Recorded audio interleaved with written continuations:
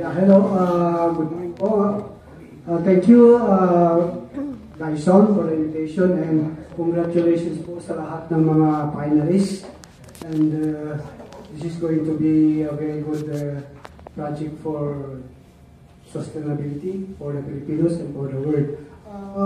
I'm interested in asking about the Solacene. So you mentioned a while ago that you will just add the water from the sea to make it salty. So ibig sabihin ba pwede mong makontrol kung gaano kaalat yung asin mo para sa mga high blood?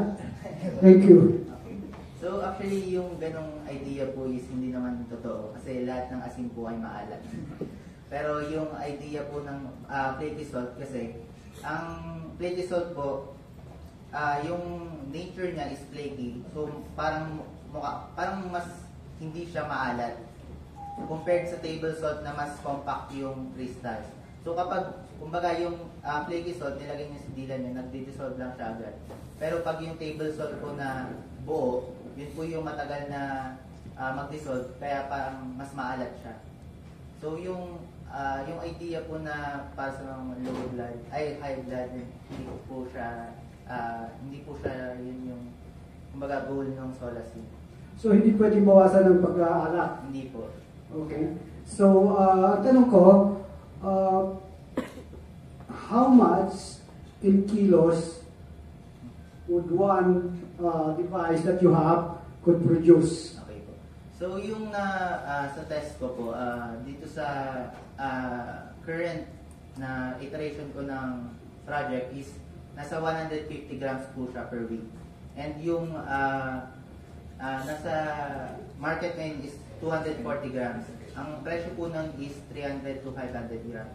So para ma-meet yung kumbaga income ng coastal communities na nasa 10K to 13K, kailangan po nila ng 8 Solacene units. So magkakatabi po yun. Tapos sa isang buwan, ma-meet po nila yung ganong income.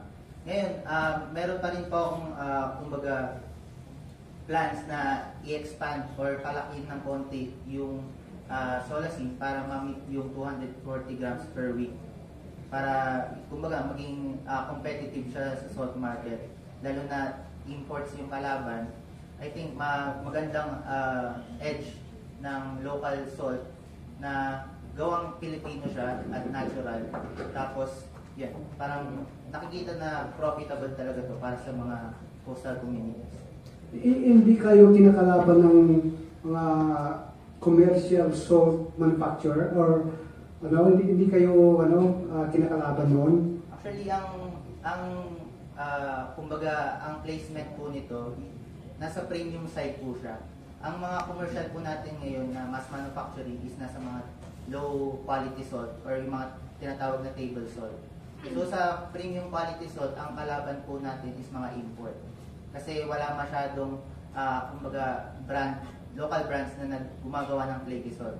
Ang mga meron lang po is kumbaga yung mga artisanal salts natin, yung asing tibuo or yung mga asing sabuyo, yung mga ganun po.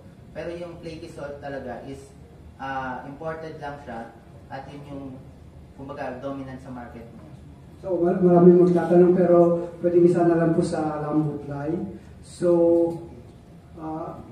paano niyo po ginagawa yung Lambutlay? Do you need a plant, a manufacturing plant for that? And how much would it cost when you try to build a house made of Lambutlay? Maraming salamat po. Okay, thank you for that question, Sir Kenneth. For now, based on our findings, sir, for 4x8 size ply, it's a commercially available plywood 4x8. If you use Lambu ply, it's about 10% higher compared to conventional plywood in the market. However, we created Lambu ply using manual labor, sir. We outsource. For now, we outsource our materials. But in the future, if we can automate our machines, we utilize machines, and also we can farm our bamboos and napakane grass. We can possibly lower the cost of our bamboo ply. Alright, we have a question from... Hi, I'm Jessica from Manila Bulletin. First, I would like to say congratulations to the Dyson. I've been covering this student competition for years now, and so far this is the most promising batch. I hope we can also bring home the Oreus, just like we did in 2020 with the Mapua engineering student. Now I have several questions. I will go first with Solacine. Sir, also, si Sir already tackled some of my question, but how much will it cost for a unit? For a farm, kasi I need to understand kung kaya ba siya ng mga farmers to get 8 units, one of them. Okay, so yung idea po, ay, wala pa po ako siyang parang costing talaga. Pero nasa placement po siya ng, kumbaga, kung nakakita po kayo sa Shopee ng mga trays or parang mga lalagyan ng tawag dito, mga plato, ganun po yung magiging range niya kasi parehas po siya ng production doon sa mga ganun. Ang production po na ginagamit is yung thermoforming. So yung thermoforming po, mas mura po siya kasi madali lang siyang gawin. Parang umiinit lang siya, tapos gumagamit sila ng mold para ma-shape yung product. So yung ginawa ko pong design doon is yun nga, para mapa-lower din yung cost. And yun nga po, compared naman sa mga existing technologies or parang existing na asinan, yung mga asinan ngayon kailangan ng kumbaga landscaping, kailangan ng malaking lupa. Pero yung sa akin, hindi naman siya kailangan ng malaking lupa. Kailangan nilang bilhin, tapos i-set up sa Dalampasigan. And yung maintenance, wala rin namang ginagawang maintenance dito kasi hugasan lang din naman siya ng seawater o kaya ng tubig. And yeah. Pati sa cost, araw lang din yung gagawin. Hindi ba lulutong yung material in the long run dahil sa sunlight? Yung HDPE po, siya talaga yung parang pang-durable sa UV or sunlight. Kasi ito yung ginagamit sa mga pipes or parang sa mga sa mga salt farms sa Indonesia or meron din yata dito sa Pilipinas. Ginagamit siyang liners. Yung mga HDPE sheet, ginagawa po siyang liners para mas bumilis yung production ng asin. So, yun po yung pinili kong material para dito sa Solacine. Okay, thank you. For the rest of the group, last year sila, even before they compete in the international stage, they're already being offered from international companies and organizations. Meron na din ba for you guys? Any of you can answer kung meron na, yes or no. Kasi sila bago sila mag-compete, may mga nag-scout na to get their products. For Lambu Play, in Mindanao State University, specifically in our department, we have partnership with our local construction companies or like also LGUs. They can support, they can provide machines, they can provide money for startup or for the testing of our materials. That's promising. So, For us po, is we use technologies, right? The Lightgrade. Lightgrade has many offers, and so Lightgrade, we improve Lightgrade. We put another technology, the Latin Hero.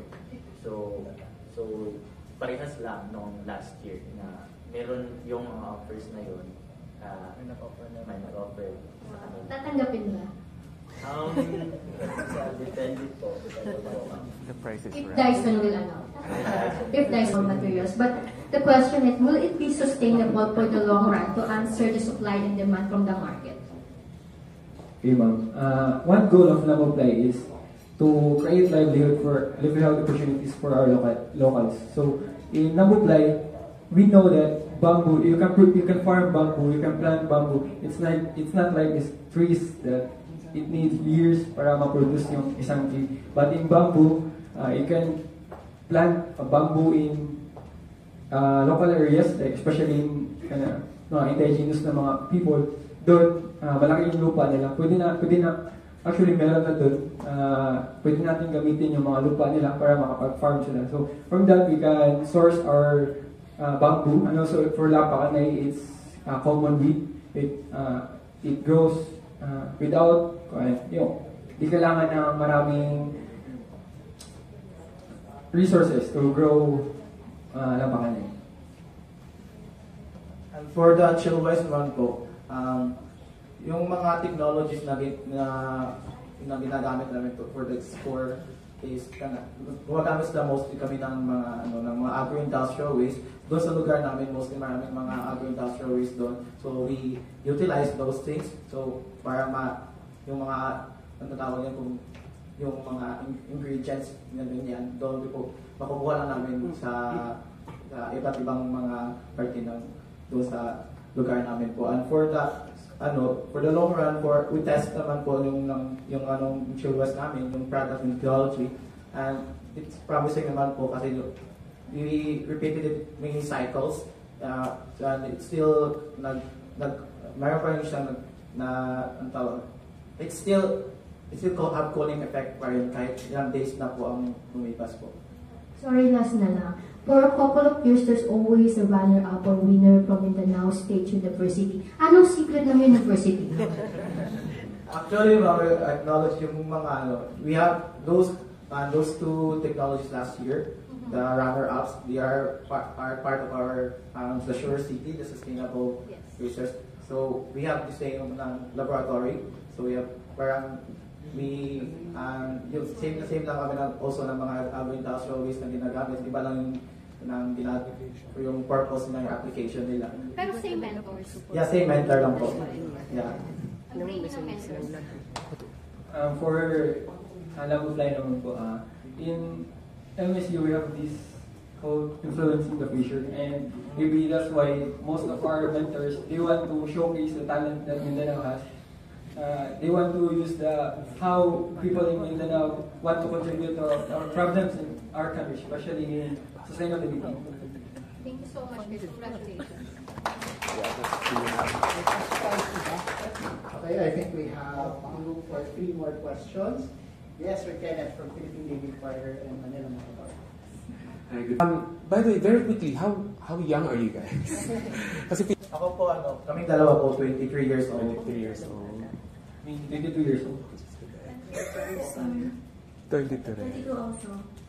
23 po, turning 24. Gano'n the day. Seriously, my question is just, as young inventors, do you feel Filipino inventors get more recognition at home, or do you feel that you need to go abroad for your ideas and inventions to get recognized? James Dyson is an international competition, So, and they were the ones to give us the privilege to be acknowledged in our technology. So maybe for me, there was another opportunity sana. We wanted to join the competition, but the requirement is not that. Medyo di kami pasok. So yeah. But James Dyson is very open to all of the invention of the young, and not just young Filipino students or young Filipinos, but all of the young inventors in the entire world. So I think mas maganda yung maraming opportunities na ibinibigay ng James Dyson sa young inventors like us.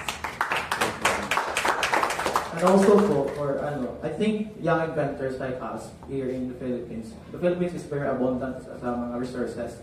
And if we young inventors have the skills and the initiatives for us to use those resources, and nagbibigay din yung government natin for funds sa ating mga, maybe our projects and our technologies will also be known worldwide also for our, and we also think for the James Dyson, because James Dyson Award really showcases the young Filipino inventors, and their awards are not just nationally but also internationally.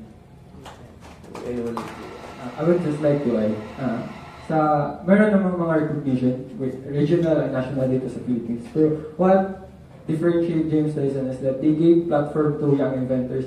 They showcase how young inventors wants to solve problems. But however, in the Philippines, they just recognize the project, but they don't share how these young inventors inspires others. Parang may binamuhugutan si Sir.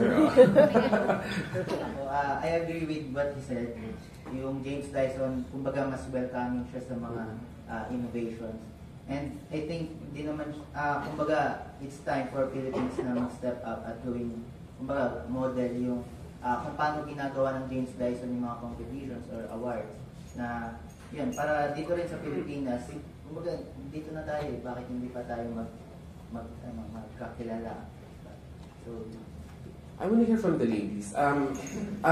Great question. Great answers rather. But napansin ko in the past winners na sinino kanina, and even now, laging outnumbered ang mga babae. So as sa kayong dalawa as ladies and Filipino inventors, like roster na to. It actually feels incredibly rewarding and validating. It's like an affirmation for our creativity, our effort in dedicated in developing our project.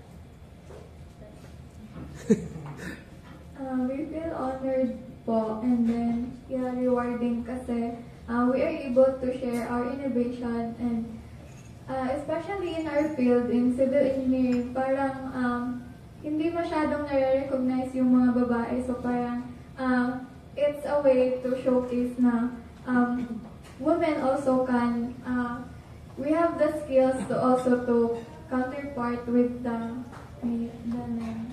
The best of the best. What's the biggest frustrations ninyo as investors? Ang dami niyan, I'm sure, like, there's kulang funding, kulang support, but may ano yung mga naramdaman niya in your personal experiences na talagang really frustrated you, maybe wanted to give up, but just had the courage to push through? I mean, okay, for us, Laboblay, one thing na nakita namin na nahirapan talaga kami is mostly yung mga negosyante dito sa Pilipinas, yung gusto nila is yung nakaka-profit talaga. Yung saan mas nakaka-gain tayo ng profit. However, in sustainability, we need to balance also. Sometimes, kailangan natin mag-invest ng ganitong pera. So, in our case, we seek for mga supports, but they said na baka di tayo di tayo maka-profit, but they didn't see kung ano yung magiging benefit nito sa future natin, sa sustainable na aspect sa progress ng mundo. Actually, sir, as what we had presented, we were backed up, and there's a funding support from the Department of Science and Technology. So we were not really that quite strained sa fundings and That's financial namin. So we are so grateful that meron ganon. But pero yung meron na kami yung funding, pero yung mas nakaka-frustrate yung sa journey namin is yung yung pag-experiment namin. Kasi there's this one time na yung chemicals na binili namin, hindi siya yung chemical na dapat, kasi we always test nag-test, tapos always fail.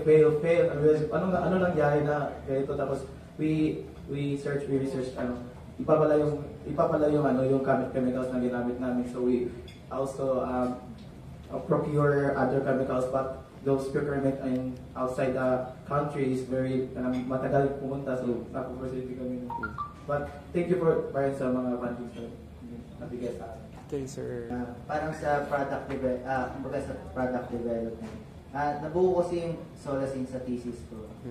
And yung pinaka-frustration ko, ang hirap gawin pag kumbaga, nandun ka pa lang sa proseso, may mga bagay na paano ko ba ito gagawin, Tapos, parang may isip mo pa forward, kapag natapos ko to, what's next? So, ano na mangyayari? Kahit na gano'n pa ito kaganda, kung wala naman akong funding, wala namang suporta sa akin, paano ko siya mapupunta sa communities ko? Parang, kumbaga, hindi lang ito para sa akin siguro, para sa mga estudyante na kumbaga, ang daming mga innovations na nasa isip ng mga kabataan, pero parang kumbaga napuputol dahil sa frustration na ano bang mangyayari pagkatapos nito, wala lang naman ito. So, yun, parang ako pinalad lang ako na magkaroon ng suporta from James Dyson kasi magkaroon kami ng parang presentation sa James Dyson Foundation para magkaroon ng grant. And yun, parang yun yung naging motivation ko para i-push yung project. And yun, sana sa Pilipinas magkaroon talaga ng mga fundings, lalo na sa college, ng mga thesis, madaming innovations or projects na may future pero na uudlot dahil walang support. Alright, thank you. I think we have room for one more question. Sir, yes.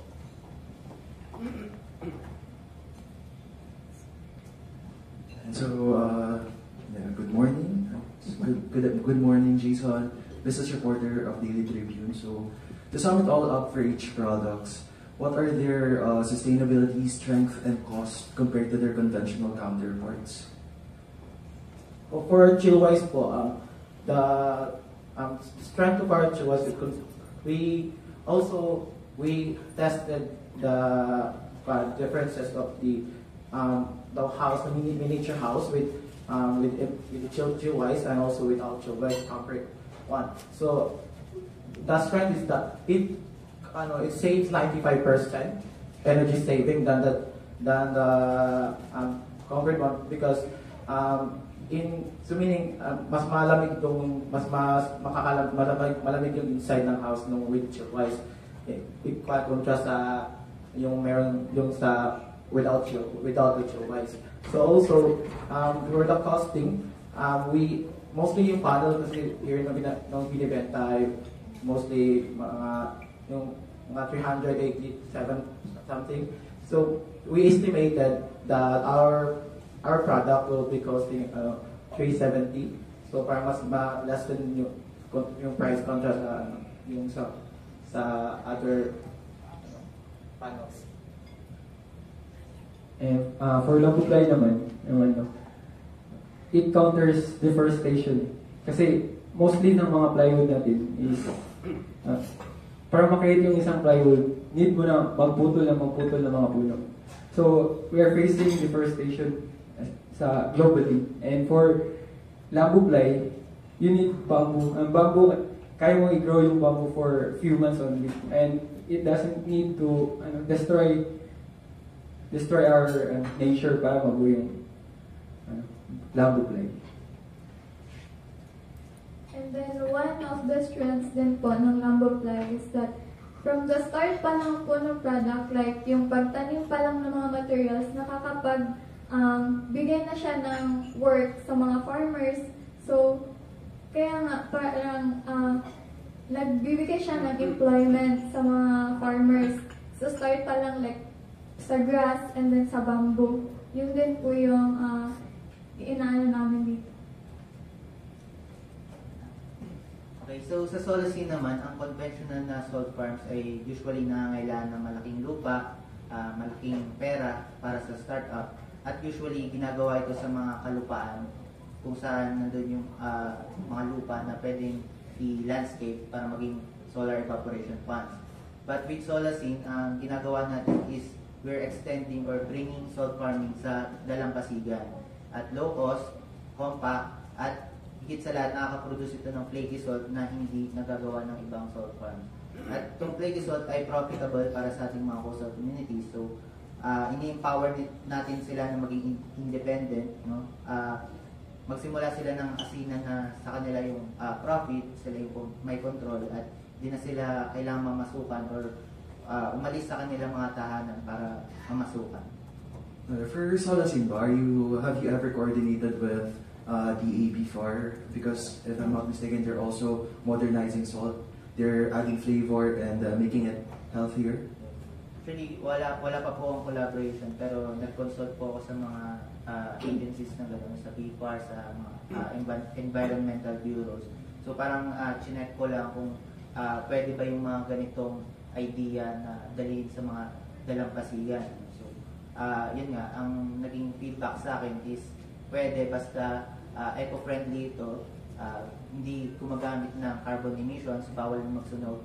Kaya yung Solacene ay nag-base sa solar evaporation. Okay, so last question for everyone. So what are your plans for commercializing these products, and how do you plan to scale this across the country? So sa akin po, yun nga, kailangan ko pa pong mag-conduct ng test para maging consistent yung flaky salt production. So may iba't ibang kinds pa rin kasi napuproduce yung salt, depende sa weather. And yun, dinedevelop ko po siya ngayon para maging mass manufacturable. And of course, kapag nagkaroon ako ng chance na mag-collaborate with organizations at ma-implement itong Solacene, yun, parang mabigyan natin yung mga coastal communities or like mabentahan natin sila sa murang halaga para magkaroon ng kumbaga sense of independency na hindi sila umaasa sa bigay, umaasa sila sa kung ano yung kaya nilang gawin at maging profit. For Nabublay, we just finished the stage of designing paano maging structurally viable, structurally competitive yung Nabublay. For now, we have validated, we have data. It could compete with our commercial plywood, and actually it's more stronger. So we're into studying how to make Nabublay commercially viable. We are planning to produce plywood scale size, plywood scale Nabublay, and we will test how it will compete in the market. Okay, for Chillwise naman po, first and foremost, guys, pina-priority po namin yung patent namin. Because if after na-patent na po siya, pinakauna po is yung mga users. We want to look into the needs, the preferences, yung mga constraints na gusto ng mga users. So basically, we are doing the product to market fit, kung ano ba talaga ang need ng mga tao na gagamit ng aming product. We also want to do upscaling, like yung presentation namin, gumagamit lang kami ng in nature houses. We want to do it real time. We want to do it na yung bahay talaga na ginagamit ng ating mga kababayan.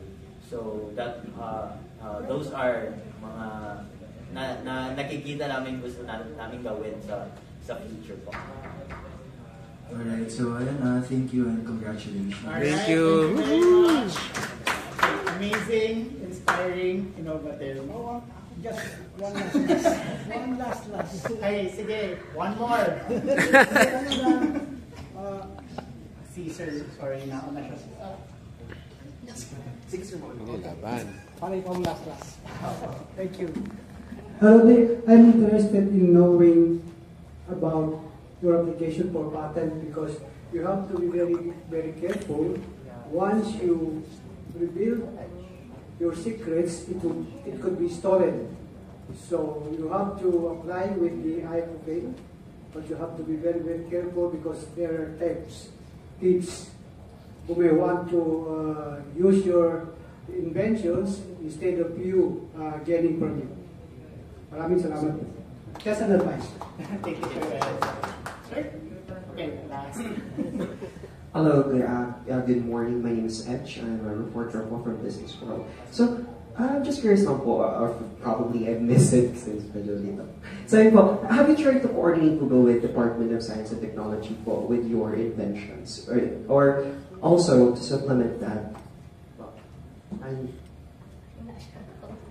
Have you tried po to coordinate with some government po or DOST primarily? Also, ano ba yung tingin nyo na kailangan na push on governments and to help po yung mga young innovators like you that these commercialize yung mga inventions po ninyo? Kasi ang dami pong invention ang daming sustainable efforts, but medyo yung commercialization talaga yung nagkakaroon ng choke point. So, go ahead po.